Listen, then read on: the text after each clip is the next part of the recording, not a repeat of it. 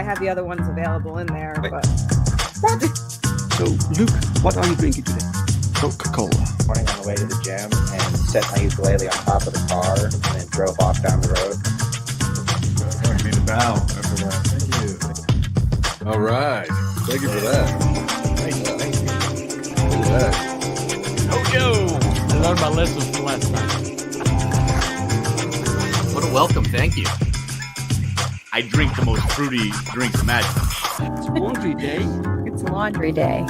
So you always wear hats with laundry day? I'm here to do you a favor, James. I just say, later. So how did you two meet? Well, there's these places in San Francisco. I think they're called bathhouses. It's like one of those things where everyone wants to focus on like the big events that happen, but day to day, what we're doing is we're on like some of our drawstrings, smoking weed, making comics. It's chill. It's so much fun, and like Yes. Man, I'm not a YouTuber. I do this because I want to sell comic books.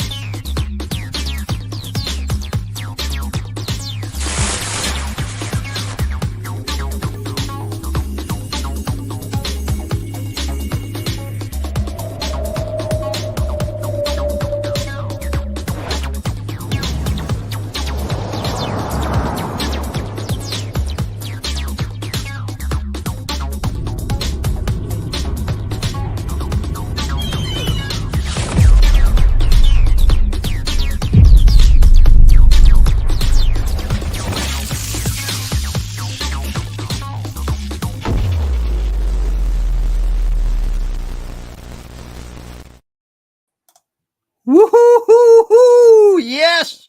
Yes, guys, it is Sunday. It is Sunday, guys. This means another episode of A Drink With Brink, where I talk with other indie creators about their lives and their hopes and their dreams, but also their books and their campaigns. Because I'm kind of done with mainstream. Mainstream is boring, kind of sucks, and indie is where the passion is, guys. Whew. So yes, I hope you're all having a fantastic weekend. My weekend is great. Absolutely great, because yesterday we launched the campaign for Perfect 10 Book 5 and POWERTRIP Book 2. It's a combined campaign. So one campaign, 2 books to make it easier for everyone. And we're doing great. We're doing fantastic. So we're now in day 2. This is the second day. And I woke up with a fully funded campaign. So it was completely funded. So we're now already working towards the first stretch goal, which are new cards like René Bergmans. He's our card artist. So he draws these cards of genuine comics characters, and they all are numbered. This card number 3. And we're building up. We now have about 16 cards or something, and we're slowly building. So there will be more cards during this campaign. With every campaign, we offer new cards that you get for free if you back something, right? And we do requests. If there are like genuine comics characters that you would like to see as a card for the collection, let us know, and we'll make one. Whew. Wow. Let's see who's with us in the chat. In the chat today, all you fine people. David Feed. Welcome, David Feed. T-minus 5 minutes. Let's go. Yes. T-minus 5 minutes. Let's go. You were early. You were early, sir. Nice to see you. I hope you're having a good day. And you also have a campaign going on, right? For Red Eyes 4. I hope that's going well. So guys, check out Red Eyes 4. I believe it's on every thinkable platform out there. So go find it, go back it, go check it out. Welcome, Gorilla Mar. What's up, guys? Gorilla Gorilla Mar, how are you? Gorilla Mar, guys, subscribe to Gorilla Mar's YouTube channel. He does like these very short, quick reviews of comic books and some long form reviews. I think go check it out. I think he's just starting out and he needs some subscribers. Go help him. Welcome, Gorilla Mar. And then we have, of course, John's Longbox, who's waiting in the back room right now. For some reason, I thought that I already had him on as a guest. I don't know why. I thought that maybe it was because I had so many streams with him. So it got a bit confusing. Rice Art, welcome, Rice Art. Hello guys, first time here. Well, nice to see you. Welcome. All right, Rice Art, that's cool. Excellent. And we have Felipe Cortez. Welcome, Felipe. Congrats on getting funded in a record time. Yes, woohoo! Thank you so much. For some reason, these new campaigns, they go quicker and quicker. And I know these are difficult times. There's a lot of competition. There's, also the economy things. And still, so I didn't know what to expect, but we're doing very well. Thank you all so much, guys, for the support, for helping us, for making this happen. We can make books because of you. So thank you so much. Big hug from Brazil. All right, Brazil. Yeah, a lot of cool artists from Brazil. Something there in the water, man. I don't know what it is. And Gorilla Mar also says, congrats on the funding. Thank you so much. Woo, thank you. Sometimes I'm just so happy. I'm so happy I can almost cry. It's so cool. 58 Underground, congrats on getting funded one day. Thank you so much and welcome to the chat today. And check out the host campaign in the pin comic right here. Yes. Thank you, David, for reminding everyone. The link to today's campaign is pinned in the chat if you want to check it out. Thank you for the shout out. You're very welcome. I do long form spoiler reviews and shorter spoiler free ones as well. Yes, I tried doing reviews, but I just don't have the time. So good on you that you do that, sir. Right. Oh, you did. Oh, you're that. I know you. It's cool to see you in the chat. You did a wonderful piece of Dream Girl Sleeper Agent. Really cool. Thank you so much for that. By the way, it was fantastic, guys. It's time for the chat. I don't want to keep him waiting any longer. We need to do this, guys. So let's have a conversation with the wonderful guest of today, with a wonderful campaign and an awesome book that we need to talk about. So let's do this. Let's have a warm welcome for Mr. John's Longbox.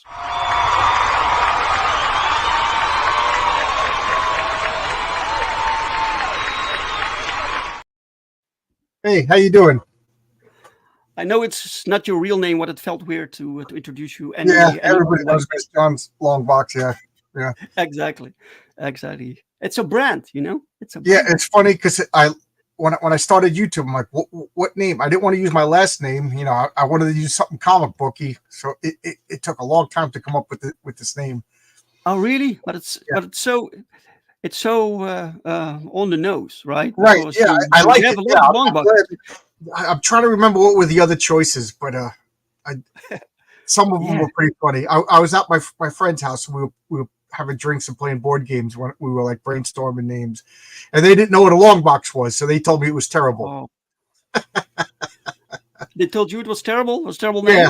Yeah. They were like, comic book guy. I'm like, there's got to be a channel called Comic Book Guy, They wanted me to be like the comic book guy, be like all nasty, like on The Simpsons. Well, that was the worst, Yeah, I don't want to. Yeah, that was one of the first 10 names that was picked for YouTube channel. The Comic Book Guy. They were like, John's Longbox. That is the worst. That is the worst one. So. No, it works. I like it. Fine. Yeah, awesome. So congratulations on your campaign. Thank you so much, man. Thank you so much. It's. I sometimes can't believe it. Right. sometimes it's just surreal what's going on. It's really cool that people like it so much and that people support us. And we are dependent on. We call ourselves independent, but we're basically not. We are dependent on the Right. backers, right? Right. So, yeah. We're less independent because we're dependent on every one person who backs it. Yeah, that's true. That Wow. and that means it's a big responsibility because we're taking their money. We didn't get the comic out to their hands yet. I try to take that as seriously as possible. I'm trying. My comic is like I keep telling people it's $10. I can't help the shipping. The shipping is out of my kitchen, but I'm giving you the most you could possibly get out of a $10 comic. And I see other people charging $35 for a comic, and I'm like, I can't do that. I just can't do that. Try to be as nice and to the and I might as well say it's a complete story for my comic too. But I know we were going to do my campaign later. I'm just excited. But I tell everybody this. And I always say top 10. Perfect 10 is my favorite crowdfunded superhero comic. You're a guy in Europe and you're doing American style comics better than anybody else, including the mainstream right now. I try. Man, this the way that I go about it. I'm thinking it's not easy making a comic book, right? Right. This. It's expensive. It takes a lot of time. So a lot of things that you need to do, and the chances that you fail are substantial. So when I do this, I decided I want to do it right. There's no second try. So the story has to be the best that I can make it, right? And I think this is the mindset that people should do something like this because there's also a lot of competition nowadays, right? Yeah. And you can't just sometimes you can manage if you have like pretty art and beautiful girls with big hooters, but sometimes you need to depend on a good story. So, yeah. Well, that's one thing I'm learning is a sexy chicks. Yeah. Get eyes on your project, but I bought so many crowdfunded comics. There was no story. Yeah. There was a sexy chick, there was a cool looking superhero or fantasy comic, but there's no story. But your comic has a good story. Thank you. I want to know. I can't wait to get issue 5. I want to see what's going on. And me too. You're coming out pretty quick. Well, yeah. Well, this one isn't done yet, so people won't see it for a few months. So still, how many people? How many times are you making a comic a year? It's technically we can only do one per year, but we also do multiple titles. So there are more comics coming out per year, right? So it seems faster, maybe. Maybe that's it. People constantly see me doing crowdfunds and stuff like that. Marcus Kelly Grew, welcome, sir. He'll all just got a haircut. Oh, I hope it looks good, man. John also got a haircut. Yeah, well, I did get a haircut. I shaved my beard. Yeah. Because I for your audience members probably don't know. Last Wednesday I passed out while driving. I think it was a heat stroke related thing, and I hit a tree. Cracked my neck. I got to wear this brace. And for those of you who know me, I had a big long beard, but it was driving me nuts in this thing. This was pushing it up. Like, I couldn't eat with that hair getting in my, so I had to shave it off. And I've been joking that if my comic makes it to 50,000, I was going to shave my beard. So I already gave you the stretch goal, guys. Yeah. You guys got to, that's how much I have faith in you guys. You got. See, now you got to step up. Pressure's on you now. John, congratulations with reaching your stretch goal. Oh man. So how long will it take you to grow that all back? Oh, pretty quick. My wife wants me to have a beard again before Christmas. She likes the Santa Claus look. That was your brand. 8 weeks. So I got 7 more weeks in this. If all goes well, 7 more weeks in this. 7 weeks. Holy shit. Yeah. In 2 weeks, I'm going for another CAT scan to see if it's healing properly. If it's healing properly, 7 weeks. If it's not healing properly, then surgery. Then who knows? Wow. So you can never take it off. You can never like. I take it off to shave. Okay. I take it off and I put another one on when I take a shower because I got another one that's full plastic. But that one is so uncomfortable.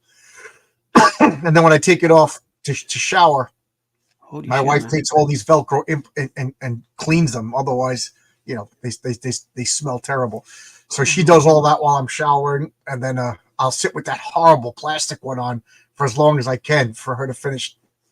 And then I'll shave. And you know what's weird? This has been on now for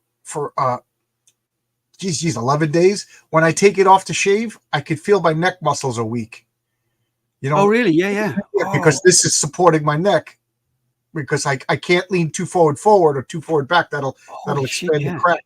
So just in 11 days, I could feel my head starts to wobble like a bobblehead. Oh, you know that's what I mean? Scary, right? Yeah, it is weird. It's a weird feeling. Yeah. So I didn't like it. I'm like, put this thing back on. Because if I lean too forward or too back, it hurts really bad, because there's a crack in my vertebrae. Yeah. Wow. Yeah. Be careful, man. Be careful. Yeah. But other than that, I'm not in pain. I'm just a lot of discomfort. Trying to sleep with this thing on it's just the worst. Well, John, it could have been a lot worse. So we're very happy that you're still with us. Airbags over there, but airbags saved my life. Yeah. 100%.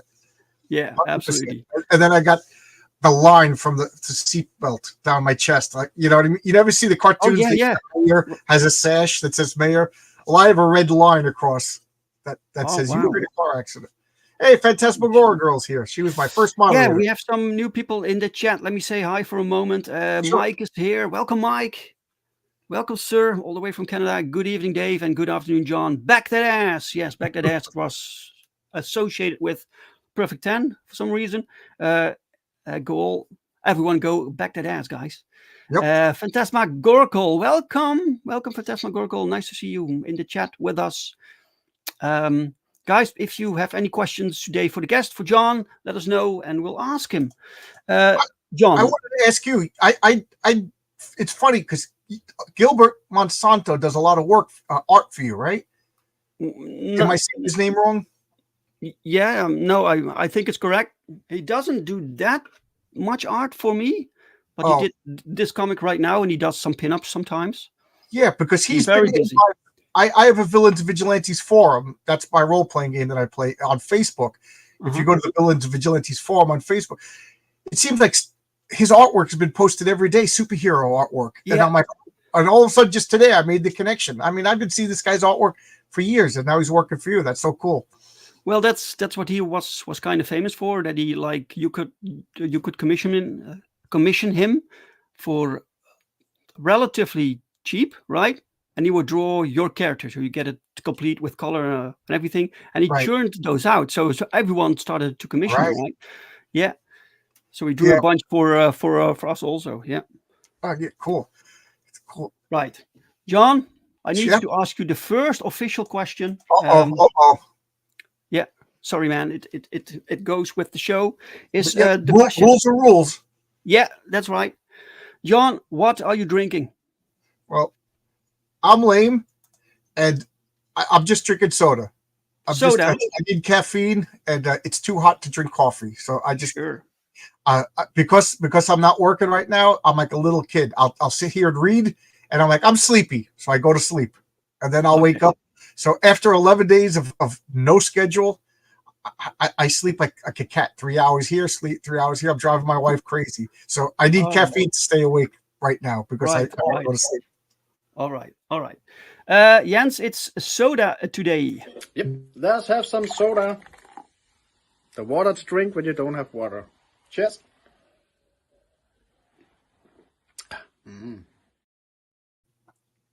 Yeah. What about you? My cola. I always have the same thing. My cola. It's also the logo of my show. You see, classic cola. So that's my thing. So John. So there are people watching right now. They might think, "Who is this guy? Who is John? Yeah, who is this guy?" Yeah. So can you tell us a little bit about who you are and how your journey towards making your own comic went? All right. Well, I've been a lifelong comic book fan. The number I give. I always say 1974 is when I started collecting comics, and I was a hardcore Marvel kid. And I always got Marvel comics. I bought them monthly off the spinner racks in the newsstands. Then I was there with when they went into comic book stores. Always fascinated with comics. Then I started working in a comic book store. Whole life I've been there. You worked in a comic book store? I worked in a company, Incredible Pulp in Baldwin, Long Island. Incredible Pulp? That's a fantastic name. Yeah, and Larry, the owner of that store, like I didn't realize until later on, like he started having in-store appearances, you know. So I met Dave Sim when I was like 12 years old. You know, he was one of the first people to fly people down. He had so many in-store appearances. He was a big influence on my life in comics, and he only lives like a town away from me. I got to get him over here and do an interview, just me and him. But so I moved away to Albuquerque, and you know, I started dating a girl who owned a comic book store. You know, that was fun. Wow. And then when I came back to New York, I started, you know, I graduated college. You know, I started working, and I started to notice that comics were changing. They didn't seem as fun. So fast forward to around 2015, I just was like, I'm not enjoying this. They get more expensive, and they're not as good.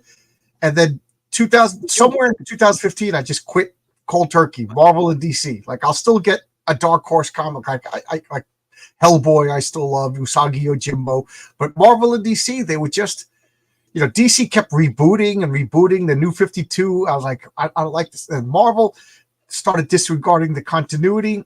This was before they got all identity politics. What was the New 52? Was that 2012? I think it was 2014, 2012. Oh, right. Yeah. But I still collected it because they had a deal where you could get them all, every comic. So I was like, I'll still get this deal. But when that deal wore off, I was like, I'm done. So I quit Marvel, I quit DC, but I missed it. Wow. You know, and then I missed my characters. I missed the Fantastic Four. I missed the Avengers. Sure. But the comics weren't good, but I still loved the characters. Mm-hmm. And me and my friends were playing a superhero role-playing game. And I don't know what happened, but on YouTube, I started seeing diversity in comics. You know, Richard C. Meyer, now he's Comics Matter. And I got in on him like right away. And he started asking for insiders. I was the electrician over at Marvel Comics for a couple of years, and I had some funny stories. So I started telling him. So you could see, if you go back to the early diversity comics, he'll talk about, I got this electrician at Marvel telling these. I was one of Zach's insiders, you know. And then I started seeing that there was this comics. Yeah.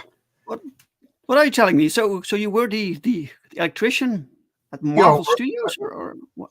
Not studios, Marvel Comics, the actual comics. You know, with Joe Quesada set. You know, and I would be crawling around on the floor and splicing wires, or opening up ceiling tiles and pulling wires. So, yeah, I always tell the story, but then I forget. But right over there, I still have my ID, my Marvel Comics ID pass.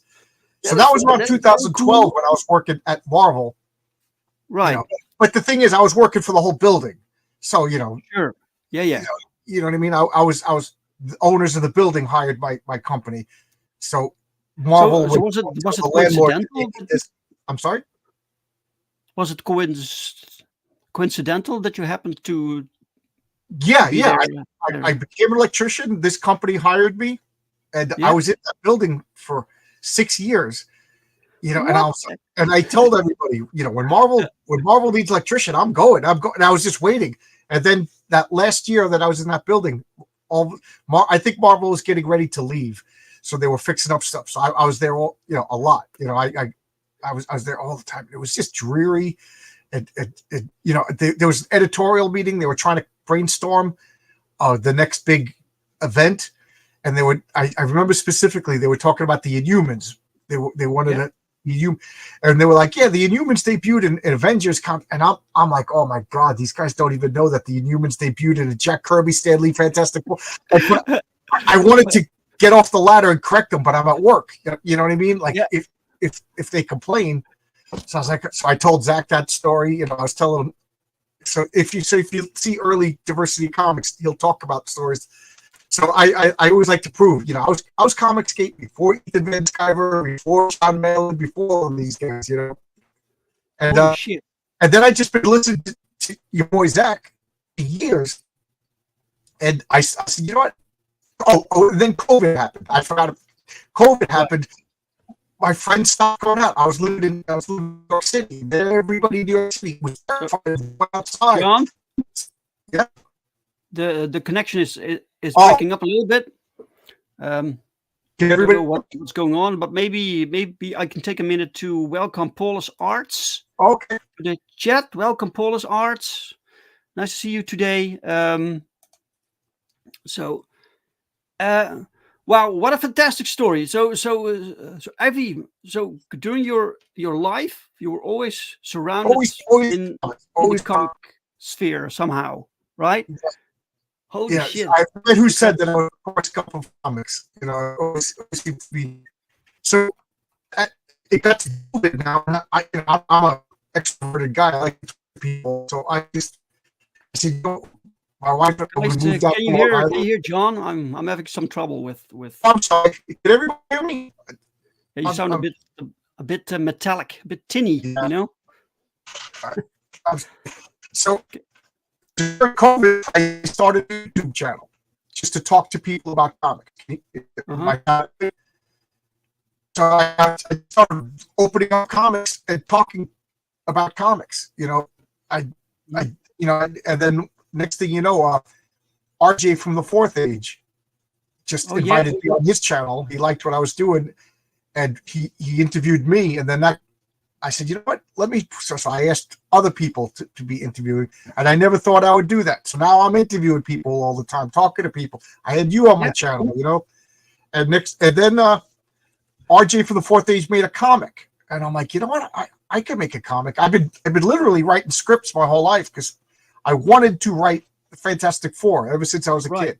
I want to write now I don't want to write. But you wrote scripts for your RPG, right? For your right. tabletop game? Yeah, me and my buddies would play role play, so I'd write scripts. You know, I'd you know, and I was like, you know what? I could turn these into comics. I could turn this into comics. So once I started seeing everybody was crowdfunding, I reached out and I started making a comic. You know, so this has been like a lifelong story arc for me of making this comic. Right. 1 sec. As you can see, I can talk forever. Yeah, that's fantastic. But 1 second, I need to say hi to Dr. Rhino in the chat. Welcome, sir. Thank you, Dr. Rhino. Nice to see you. And John, I'd like to go back a little bit Sure. in your story, because you said like so many cool things happened, right? But you said that at some point you were a insider for Zach from Comics Matter. So how did that happen? Did he contact you? Did you contact him? Oh no, he didn't know me from a hole in the wall. He was actively asking, does anybody have any information? You know, so I emailed him. You know, at diversitycomics@yahoo.com. So I just emailed him. I took a picture of my ID badge so he knows I wasn't just pulling his leg. Oh right. And I just told him story after story. You know, I sent him one big long email with like 6 or 7, and he included it in a couple of different videos. And then over the course of time, I would email him other stuff. Sometimes he would use it. Sometimes he would think he's a weird guy. You know what I mean? He's and we are comic people, John. Right. What you expect? Like I sent him a picture of my comic book room. You know, I built a comic book, and he put it in his video, and he talked about it. I was like, oh my god, you know. And it was funny. I put a little sign that said John's Longbox on YouTube. You know, and he read that. He's been nothing but good. And then a couple of times, like I was like, "You want to come on my channel and talk?" And just a one-word response: "No." yeah. He doesn't do that. No. He doesn't like. He doesn't want to talk to people. So I mean, I just sent him an email like a week ago. You know, just how you doing? I backed your comic and stuff like. He doesn't respond, but then 6 months from now, I may get a response. He's just a. He's a quirky, weird guy, you know. Sure. You know cool. That's man. That's awesome. And then you came. Sorry. Oh, I said it's not that we talk in person or anything like that. It's just that I sent him emails. You'd probably get the same response. You know, he is sure. Weird Yeah. I never reach out to him. So I reach out to everybody. That's my thing. I followed the at the channel, but no more. I kind of lost interest, Yeah. or he like drifted a bit from his original thing. I don't know. I don't remember why I stopped watching. Anyway, so at some point in your life, you decided to make your own book, Right. and maybe this is a cool moment because we're halfway through the show Wow. to bring up your campaign. That's perfectly fine, man. Don't worry about that. We love that. That you are passionate. We need that, man. So this is your FundMyComic campaign. You also have a campaign on Kickstarter, by the way. Yes. This is FundMyComic. This is going to be my home for going forward. This seems to be like our people. This is FundMyComic. For those of you who don't know, it's owned by Luke Stone, who is a comic book guy. He's making his own comics. He loves comics. So no shadow banning. You know, you follow his easy to follow rules that make sense, and you got no problems with Luke. So but as my first campaign, people are telling me you're crazy for not using Kickstarter. That's where you really make your money. So I'm learning as I go. So I'm doing FundMyComic first, then I did Kickstarter, and then I'm going to close out on Indiegogo. So I have a variant cover for each of the 3 different platforms. But this cover I'm looking at right here is Renzo Rodriguez. This is that's going to be the cover on all. So that's the, I don't want to say basic cover because Renzo is awesome. Sure. You know? What's the main cover? The cover A, right? That's cover A, correct? Yeah. And that's your colorist, Daniel De La Silva Rodriguez, doing the colors. Yeah. He's good. He is good. When I saw your colors, I was like, Dave, can I contact him? This is why the pages for Perfect 10 are late. All right. No, John, I'm just yanking your chain. So this is fantastic art. I love the logo. Also, you need to think about these things, right? What kind of logo you want, and you tapped into some sort of era of comics, right? So I'm trying to recapture the comics that I grew up loving. You know what I mean? They say that when men get old, they recapture their youth. And so this is a love letter to old Bronze Age, I just got distracted. It's all Bronze Age comics. You know what I mean? Like I imagine this comic is coming out next to John Byrne's Fantastic Four, next to Walt Simonson's Thor. Yeah, you know it's all ages in the best sense of the world. It's not like not like little kids comics, but it's also not modern comics where they talk about their sexuality and drink coffee at a Starbucks. This is old school superheroes. You know, there's going to be superhero action. There's going to be sexy chicks. There's going to be heroic men. There's going to be heroic women too. Don't get me wrong. Of course. And it's heroic tales. Issue number 1 features the Patriarch. That's the Patriarch right there. He's going to be my flagship character. Right. He's like your universe's Superman. Right. He's a loving. He's everything positive about masculinity. When I was coming up with my superhero, I was like, I'm so tired of all the men being wimps, and women just like not. I don't mind it like a strong woman. Don't get me wrong, but I don't like that. They're like, I could do it better than any man. So I'm like, I'm gonna make and toxic masculinity. So I said, I'm making positive masculinity. So he is everything that's positive about men. He's a loving husband. So when I talk, like, he's devoted to his wife is devoted to him. There's nothing creepy or sinister, or he's not sleeping around. He loves his wife. He has 7 children. He's devoted to his children. Yeah. He wishes he could spend more time with his kids, but he's a superhero. And he's also, he's not the world's most powerful superhero. I don't like that. The most powerful superhero is first off, it's tough to write and it's boring. So he's the most beloved superhero. So it's really difficult to write, yes. So at this point, he's the most experienced superhero. You know what I mean? And then I'm not telling his origin in the first issue because I didn't know. Nobody cares about the origin of a character they don't have any connection with. You know what I mean? So I just hit the ground running, telling a superhero story. I thought you were about to say that you didn't know the origin yourself. Oh, I know everything about it. All right, good. Right. Issue number 3 is have his origin, but from this, there's going to be clues of what's going on. You know what I mean? Right. So every issue is a standalone issue. You don't have to buy every issue, but I would love it if you did.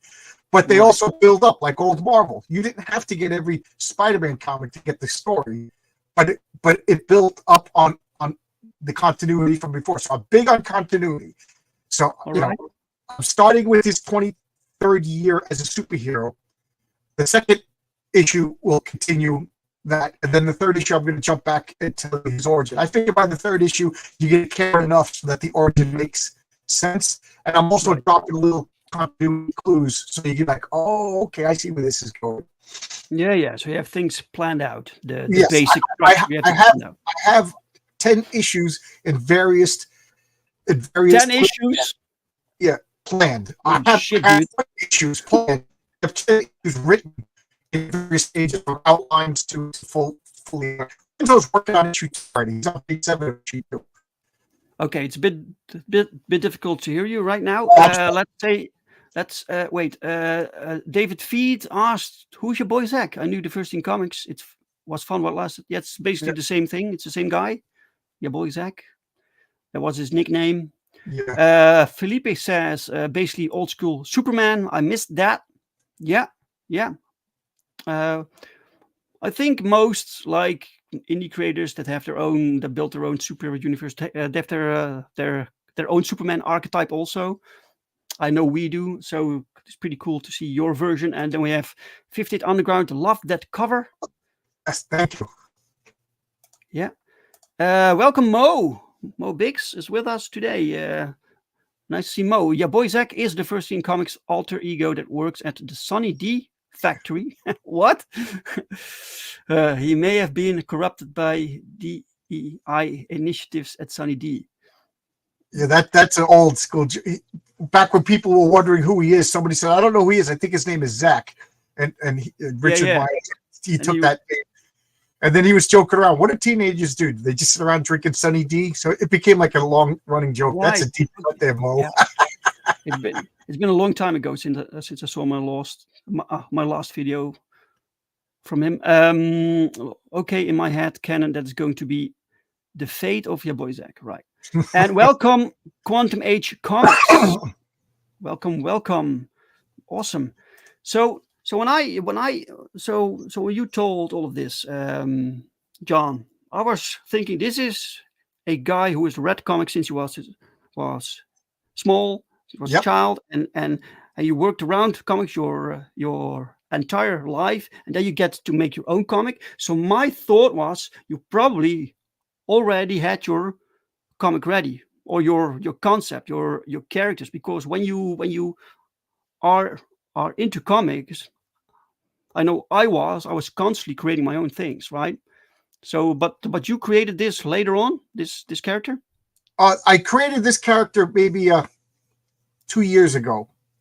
But my world, I've been making this world since 1985, because the world that the patriarch inhabits is sprung out of my role-playing games. So me and my friend Jimmy and Paul, we've been playing a game called Villains and Vigilantes. It's a superhero role-playing game. And it's like Dungeons & Dragons, but you're a superhero. And I'm always the game master. So I have hundreds of NPCs, bad guys, good guys, and because they're superheroes, some of the guys can fly, some of the guys can teleport to other stars. You got to think on the fly. And so I had this whole world built to the point, like sometimes we would play and I wouldn't even make up a story because they had things that they wanted to do. But I still had like, okay, if you go here, this is where this bad guy lives. This, so I know this world by heart, Wow. And then when I started to make a comic book, I was like, I don't feel right using their characters. You know what I mean? Like, sure, yeah. I made up the patriarch as a stand-in for their character, and then my friends got mad at me. You're making a comic book about our V&V games, and you're not even. So I was like, you can't win, no matter what you do. But I'm happy because the patriarch is a great character. Issue 2, I'm going to feature some of my friends' characters, and I think issue 4 is going to be a solo story about one of my friends' characters, and he gave me the blessing to do it. So it's going to be funny because one of the stories is going to be like, that was my character in the story, and you're using the patriarch instead. How about that? Script's already written, and plus people like the patriarch. They like what he stands for. Right. Yeah. Some person. Sorry, John. I need to switch over to the chat. Sometimes some person, welcome sir, he says, I keep thinking of those nihilists in the Big Lebowski saying no funny stuff. I don't know what that refers to be honest. Quantum Age Comics says both Dave and John are scheduled to be on my channel this Saturday for Rex, Hex, and Apex. Just confirming. Yep. This Saturday? Yeah. Me and you at the same time? Really? I didn't know. That's cool. That's cool. Just asking. I don't know. Well, I know I was scheduled already, but I didn't know I was gonna be on with you. I guess we have to fight. Our characters are gonna. Patriarch would feel funny fighting the girl from. Is that how it works? I don't know the format, so that's. He's too much of a gentleman, and he's married, and she was naked for the whole first issue. He would feel very uncomfortable. Right. So this is done by what's his name? This is Pat Broderick. Pat Broderick is one of my earliest favorite comic book artists. I fell in love with Pat Broderick back when he was drawing Captain Marvel in the early 70s. So I followed his career. He did Lords of the Ultra Realm and then Firestorm and Captain Atom, and now he's doing Bronze Star for Mike Barron. So I asked Mike Barron if he could give me his contact information. And look at this cover. This is only going to be on FundMyComic. So if you want this cover, you have to go to FundMyComic and get it. All right. I wanted to give everybody a reason to go to FundMyComic, and I think this is a pretty good reason. $10, plus shipping. I can't do anything about I gotta say that I like simple designs, simple costumes. Sometimes they look simple, but basically you find them when you sketch things out, right? And this is simple, so you can see what he stands for, what he represents. You have a color choice. What's the story behind the color choice? It's funny that you said that, because I've been talking about your design choice and names. You follow my rules correctly, and as far as I'm concerned, my rules are the rules for superheroes: names, costumes, power. It's a triangle. They all have to be working together to make a good superhero. So you got to have a good name. The Patriarch. And when I say the Patriarch, if I don't say anything else, I think people can be okay. He's male. He's got to have some sort of positive masculinity. You know what I mean? He's the head of a family, which is all true. But then I made this costume, and like you said, a superhero costume to me has to be simple and elegant, the least amount of lines as possible, which is why I don't like the Jim Lee redesigns of all the DC. Yeah, that's a bit too much. Too much. He's a great artist, but there's too many unnecessary lines. So I wanted to have as few lines as possible. So, I got this white because white is good. And then purple because purple is the Imperial Rome, and I was kind of tongue in cheek referencing, all men think of the Roman Empire, So I was like, you remember, like a while ago, they were like, "Oh, men always thinking of the Roman Empire." So the Patriarch is a Roman word, you know what I mean? Yeah. So I tied it to the Roman Empire. He wears the gold and purple to signify like the emperor, and he has the laurel wreath as his symbol. See, that this purple. Yeah.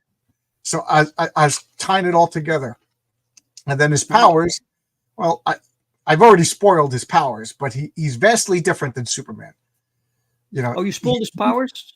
Did I miss that? Did you spoil the powers? Did I miss that?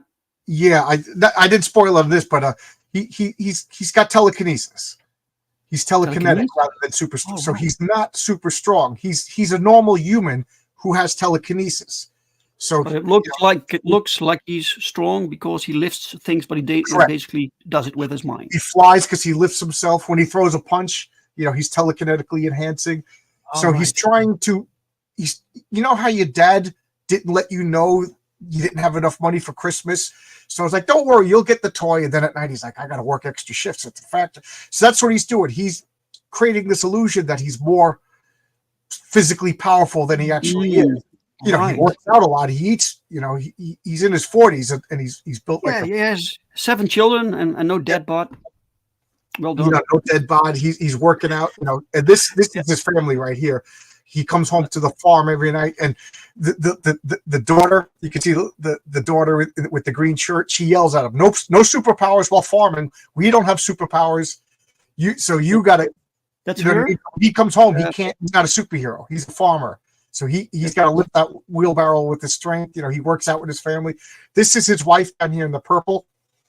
Right. as you can see, she has some scars. That's a story for another time. Right. But because of what happened to her, he moved the family out to the farm, so it's hard to get there. Nobody really knows where it is because there's supervillains. So he homesteads. You know, he grows his own food. He homeschools. His wife runs education for all 7 kids. You know what I mean? Because he doesn't want the supervillains to know where he is, and that can cause problems. Because you can see the boy working on the track. He's 19 years old. He wants to go out, start his own family, get his own life. You know what I mean? You know, that's one of the issues. He's am I a prisoner? Am I allowed to leave? You know, and what do you do when you're a superhero? You know, you can go out and walk. People want revenge. You know. Sorry, John. Some person says one of his powers is maintaining an impeccable, perfect beard. Yeah. Well, it is a visual medium. The girl's got to be beautiful. The guy's got to have impeccably perfect beards. The sound is dropping off sometimes. Usually it's good, but sometimes it drops off. Really cool, nice concept. So basically, Heroic Tales is a series that focuses on a new character with each issue, but somehow they're also connected. Well, yes. I was going to make it Heroic Tales. I didn't name the comic The Patriarch because originally I wanted to have every issue was going to be a different super. But then I realized I was probably causing a problem because, you know, Richard C. Meyer, everybody wanted the Jawbreakers, and then he started making all of these other comics. Every issue is going to have the Patriarch. So this is what I'm going to do. So every issue like this, you know, you pick up the comic and then you're going to flip it over and it's going to have another comic on the back. So it's going to be a flip book. You know what I mean? I just grabbed any old comic to explain. But you know, so pretend this is Heroic Tales featuring the Patriarch, and then you flip it over and it's going to be Heroic Tales featuring, second issue is going to be Mary Sue. So there's going to be 2 complete stories in every issue going forward. It's going to be, you know, the Patriarch is my I think we're robotic. It's cool. Yeah, the Patriarch is going to be the flagship character. Every issue is going to feature the Patriarch, but then it will feature a second character, and the secondary character will be, you know, different every issue. But you dance with the one that brought you. Everybody likes the Patriarch, so everybody's going to get the Patriarch every issue. Well, it's good. It's good to start with your main, like the main character, your flagship hero, right? By the way, you now have 182 backers on FundMyComic, which is phenomenal for your first book, man. I know. I'm so fantastic. Look at you go. Guys, if you back, let us know so we can have a little celebration going on here. 182 backers, absolutely phenomenal work. 3 awesome covers. Is this a cover? No. Oh, this is the back cover, right? So you have 2 covers. Right, yeah. So this is the red zone. This is a Pat Broderick, a very cover, and this is the back cover. Everybody gets this. You know, the story is called Daddy's Home, and he's just trying to get home after a day of super. So I was like, I never really got to show him with the family. So the back cover is what he's doing. He's trying to get home. You know. Oh, we have a backer. John. Thank you. Let me refresh. It's 182. Let me refresh. Sometimes FundMyComics can be a bit slow. Oh, 2 backers even. Holy shit. Thanks. Woo. Thank you so much, guys. Thank you. Yes! Hell yeah! Hey, come on, baby! Come on! Yes! Come on! Ah! Yes! Yes! Woo! Fantastic. Thank you, 50th Underground, and thank you, other person. If you're in the chat, let us know who you are. Thank you so much. This is fantastic. Yeah. Woo. Thank you.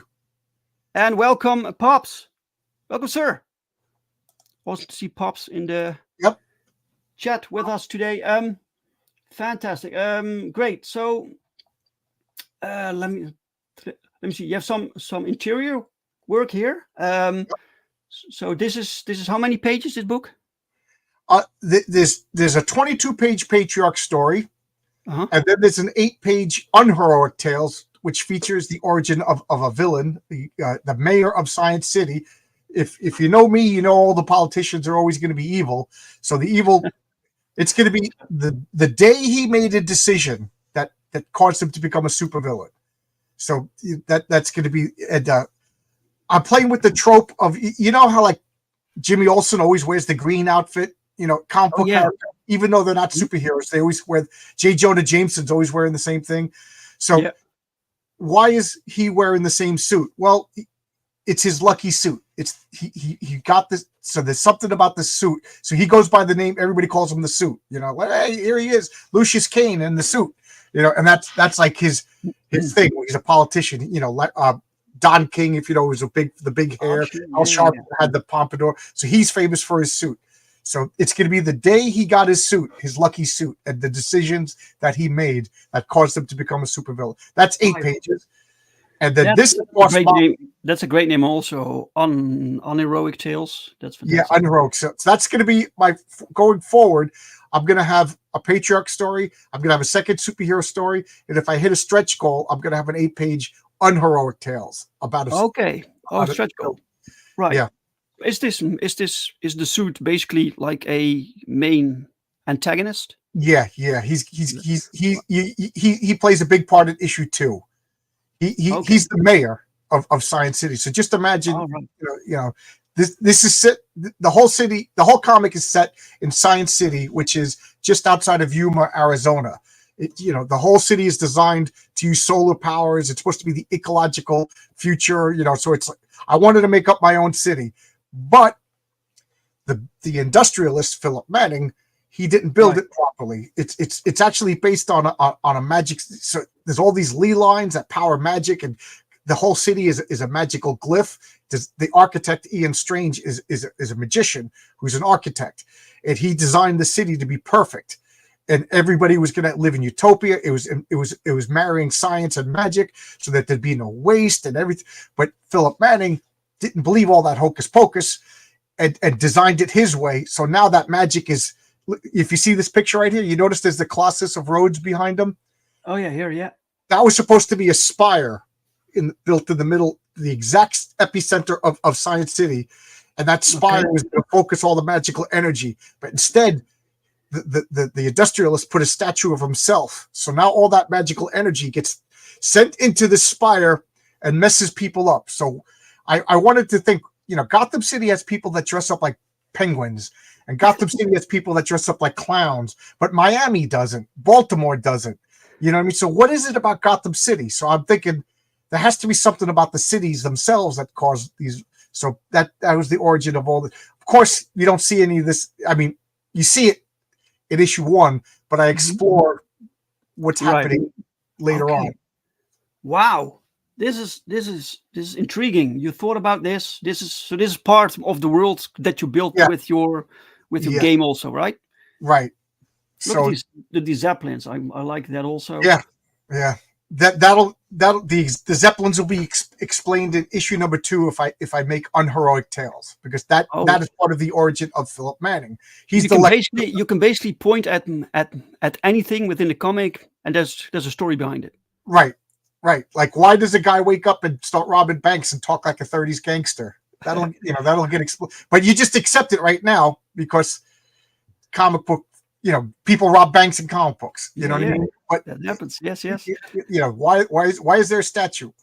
The student have a harem of burlesque dancers. He's my favorite. Yes. Scroll back up. Here.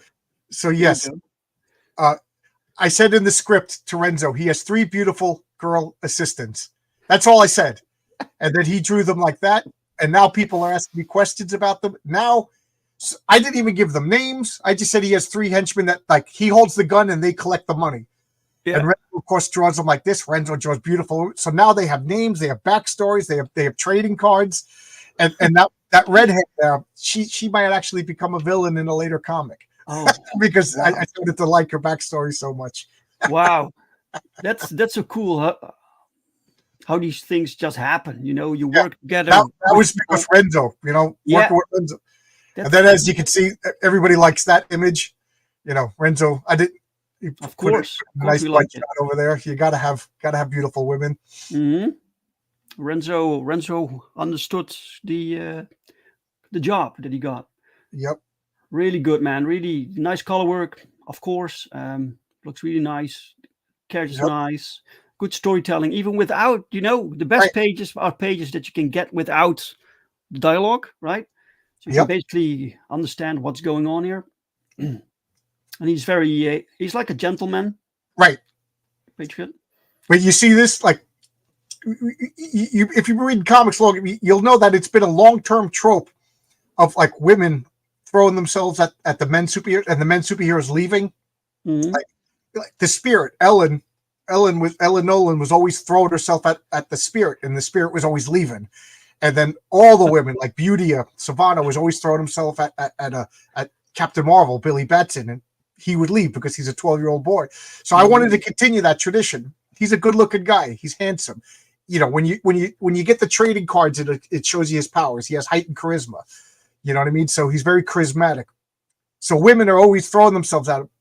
But he's that's like a role play stat, like right, yeah, right? Yeah. There's role playing stats on the card, but he's happily married. He's not going to cheat on his wife, so he's like, thank you, but at the same time, he doesn't want anybody. Well, I almost spoiled some stuff, and you can see this woman in the back. That's the Lois Lane character. She doesn't like that he's kissing the hand and flying away. Yeah. But that's not his wife. That's not his wife. This is how the reader can see that the patriarch is a man of character. So you have this gorgeous woman, and she's basically saying, hey, you want some, and he says, nah, I can't do that, but have a good day. And you're like, as the reader, this is something that's very difficult to as a man, as a hot-blooded man. So this guy is for real. This is a real hero, man. He has values. Look at this. This is a very difficult perspective shot. Yeah, Renzo is so good. Well, Renzo used to be I think he did art for the city that he lives in. I forget what city he lives in. So I think he did a lot of technical art. So he's good with buildings and everything like that. So of course, but also like it kind of conveys speed also. Right. He's trying to get home. Yeah. He's trying to get home, and then like a good superhero, he's using his senses over here. Like he doesn't have X-ray vision. He has, he has kind of like a clairvoyance. So, and he's like, oh, the car went off. He can't go home. He's got to save this family now. So this is everything that's getting in the way of him getting home. Is a whole bunch of distractions and superheroes. He senses danger. Right. He senses danger. Right. This car goes off the cliff. Welcome, Darkside is Comics. Welcome, guys. Subscribe to Darkside is Comics YouTube channel for daily comic book reviews. Fantastic, looks great, guys. You have a lot of stuff on here. We can discuss all these pages. These are all wonderful pages. People, you can check it out. Go to this campaign on FundMyComic. The link is pinned in the chat. It's also in the description of the video. It's also on Kickstarter. If you run, I just want if you, I got it loaded up. I just wanted to show on Kickstarter. I have a different cover. I just want to show that if that's okay. Oh sure. Okay. There we go. You got it. Is this? Oh, this is me. I thought it was you showing. So this is on Kickstarter. I wanted to do different things. So you could get the regular cover. People wanted the black and white. People wanted the back cover as the front cover. But this is what I wanted to show. This is Michael T. Gilbert, who did Mr. Monster. Mr. Monster had his heyday in the 80s and 90s. Michael T. Gilbert, oh, man. First off, he's a fellow Long Islander. Second off, I love his artwork. I'm such a fan of his. And he made this like a very playful cover. Word balloons on the cover. He made it look like an old Silver Age DC comic. Even the logo is drawn in. Right. Yeah. He had so much fun doing this. It to me, this invokes like the childlike whimsy that comic books don't really have too much anymore. Because if you saw the cover, there's robotic insects attacking. Yeah. Oh yeah. So he played up the idea. Okay, robotic insect. What if he's at a picnic? You know what I mean? So there's the white danger. Him and his son are having a picnic. And they're looking at the camera. They're looking at us, oblivious to the danger. I think it's just so much fun. So right now you can only get this on Kickstarter. So I just wanted to share that. Sure, that's right. Fantastic. So if people want that cover, they need to go to Kickstarter, and then later on you will also go on Indiegogo. Yeah, Indiegogo, and I have another cover by Mike Gustovich. Mike Gustovich, he did the Justice League, but he's most famous for the Justice Machine, his own original comic. I don't have any images of that to share yet because I'm saving it for the Indiegogo campaign. Okay. Yeah.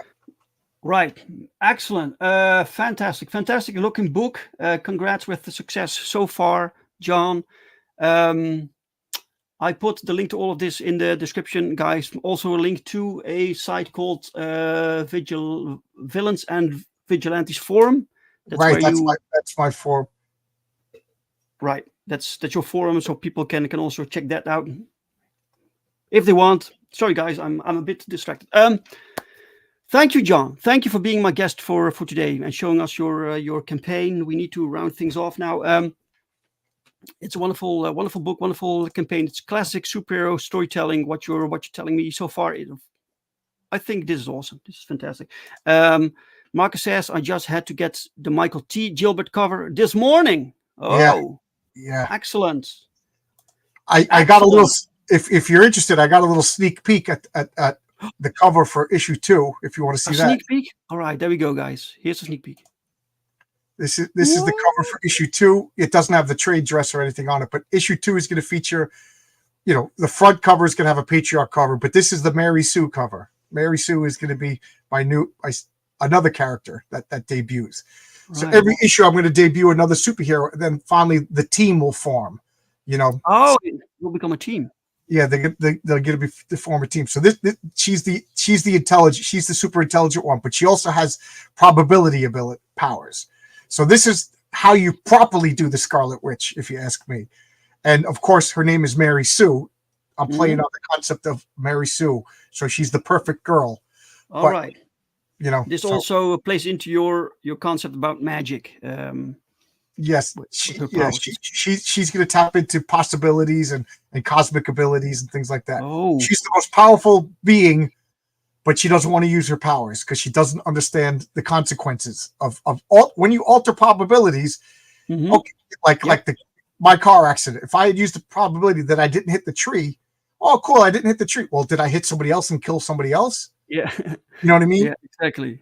You know what I mean? So that's what she does. If she alters probabilities, she's got to make sure that it's not going to affect anything. Because the first time she uses her powers, it seems like it fixes everything, but it causes long-term problems in long term. So there you go.